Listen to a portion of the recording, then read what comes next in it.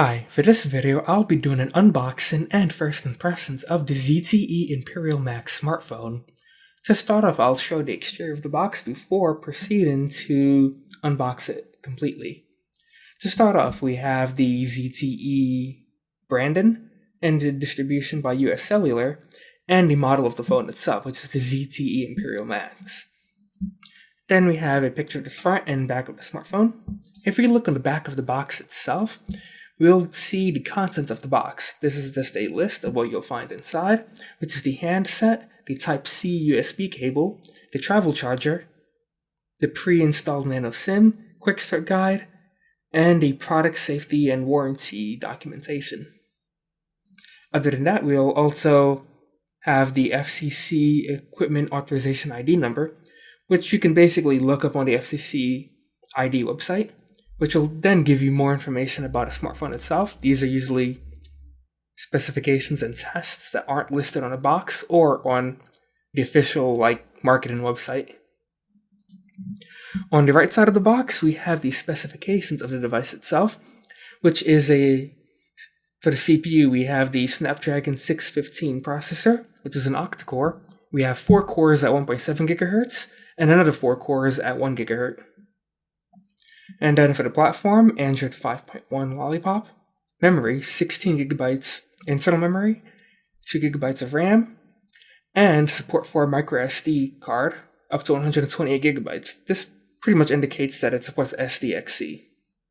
And then the size, 165mm by 83mm by 8.8mm. And then for the display, we have 6 inches, and it's a 1920 by 1080 Full HD display and a capacitive touchscreen, as expected with pretty much any modern smartphone. For network, we have 4G LTE with support for bands 2, 4, 5, 12, 13, 17, and 25. One thing of note is band 12 to 700 MHz, which generally has better range. So in areas where you have less coverage, you'll have a better chance at actually getting coverage with band 12. Then we have GPS, connectivity, USB Type-C, and then for Wi-Fi, we have 802.11b, G, and N. The Snapdragon 615 chipset supports 802.11ac also, but for this one, they only list 802.11n support. So I'm not completely sure if it'll support 802.11ac or not, but that'll be something I'll test a little bit later. And we have Bluetooth 4.1. For the camera, we have a 13 megapixel rear camera, an additional 2 megapixel rear camera. And then for the front camera, we have a 5 megapixel front facing camera. And then for the audio, you have a standard 3.5mm headset jack and 2 microphones and FM radio. If you look on the other side of the box, you just have the model information itself. And if you look at the top of the box, we have information that's unique to the device itself. So we have the IMEI number, the SAP ID, MEID number, UPC, and the ICC ID number, as well as the SKU. I have these pretty much blurred out because a lot of it's unique to this device. On the bottom of the device itself, we just have the highlights, which are basically restating some of the specifications and elaborating on them a bit more, but in a non-technical manner. So I'll just proceed to complete the unboxing. As we slide the cover off, we are presented with the front of the phone itself, as you can see here. And there's a little pull tab which allows us to completely lift the phone. I'll just set that off to the side for now, while I look at the other stuff that's in the box itself.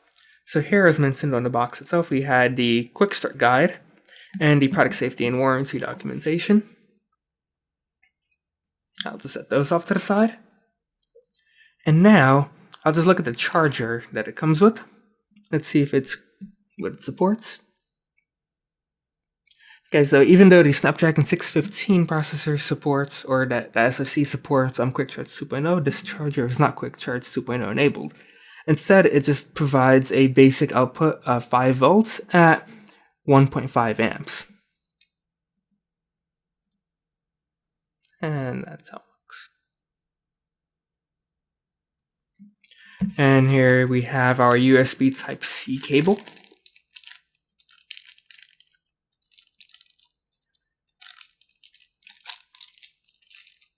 And that's pretty much all there is in the box. So now, without further delay, I'll get a closer look at the smartphone itself. I'll just take it out of the packaging. And we have our protective film on the front of the device. I'll just peel that off and place that over here. And on the back of the device, we have another protective film. I'll just peel that off too. And also the US Cellular logo again.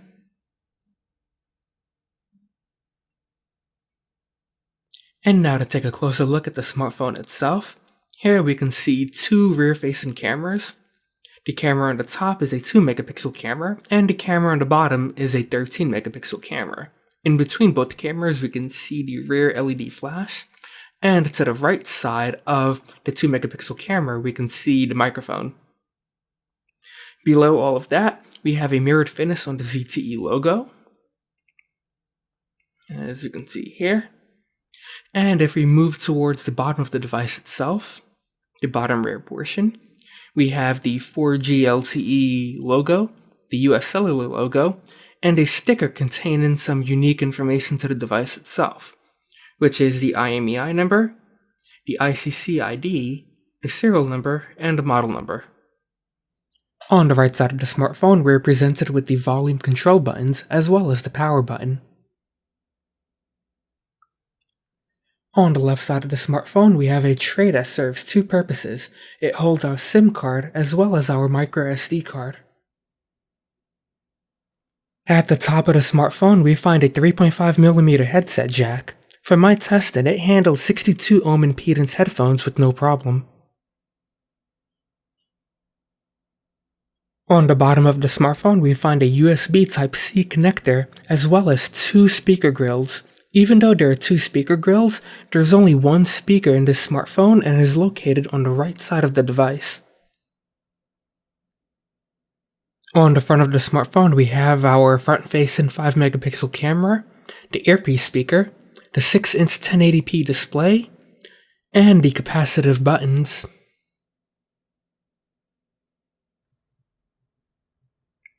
I will now power the device on for the first time and see how long the boot up process takes.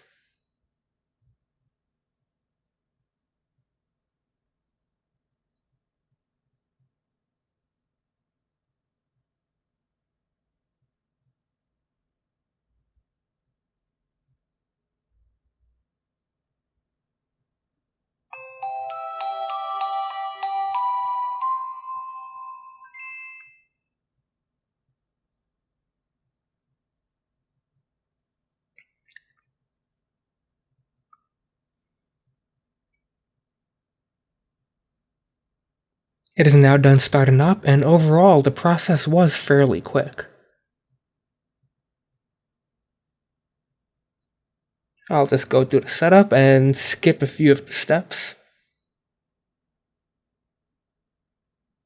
And I don't think this will activate because I don't have a plane with them yet.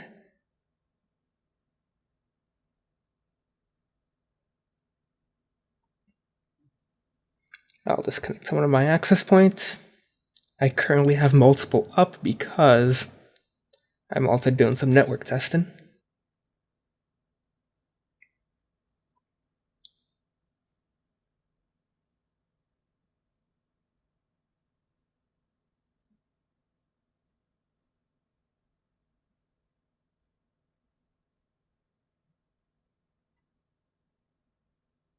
It's now in Wi-Fi. I'll just skip the Google account setup and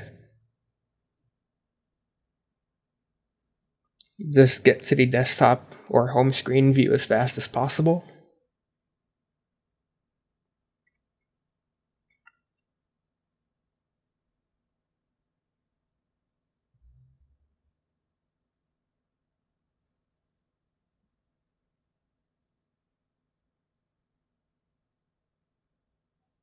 There's some bloatware installed, but it's not as bad as many of the other phones that I've seen.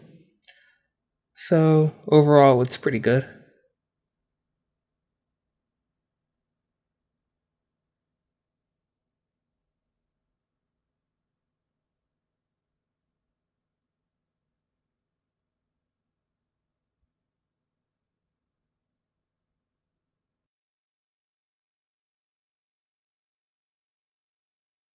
After about 1 day of use, my first impressions of this smartphone are pretty positive. I was pleasantly surprised to see slightly better specifications than what was listed on the box, which includes a slightly better Snapdragon 617 SoC, as well as 802.11ac, which is provided by a single stream Wi-Fi radio, which allows for a maximum link rate of 433 megabits per second. This provides a sustained real-world throughput of a little over 200 megabits per second. For a mid-range smartphone, the display is also very good. There is almost no color or contrast shift from off-axis viewing. And while full display specifications were not advertised, from my testing, it is fairly well calibrated from the factory, with good color accuracy and coverage of the sRGB color space. Contrast ratio is also very good, and color accuracy remains largely consistent across the entire luminance range.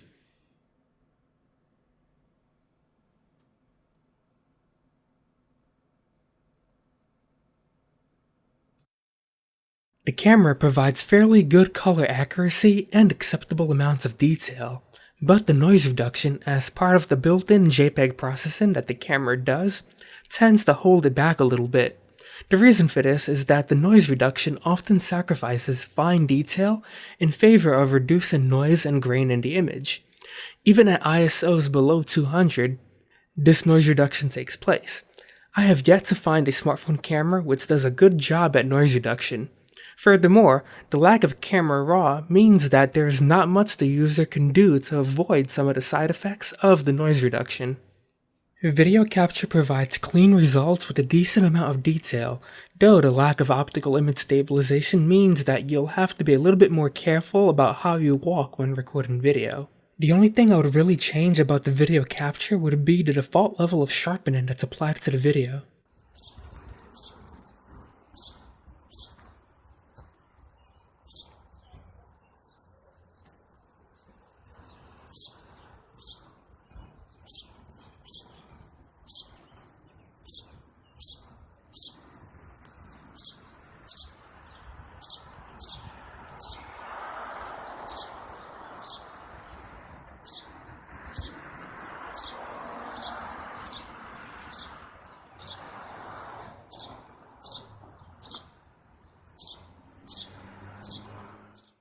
On a final note, I wanted to take a closer look and see if some of the pre-installed bloatware can be removed from this phone without having root access. So, I basically just went into the application settings and proceeded to try and uninstall some of the programs. And so far it seems that a lot of the bloatware can be removed, which is really good news, especially since this device only has 16 gigabytes of internal storage, with a little over 9 gigabytes being user accessible.